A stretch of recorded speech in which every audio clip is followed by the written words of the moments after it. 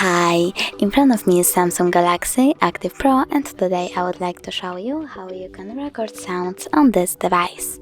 Firstly, open Play Store and type Samsung Voice Recorder. If you don't have this app already on your device, download it.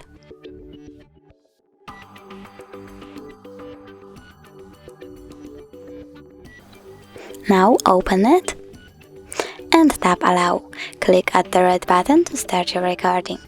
You can pause it by clicking on the same button, then click OK to the tips, and if you want to end it, click on the right square one. Now name your recording and click Save. As you can see, my recording was successfully made and saved.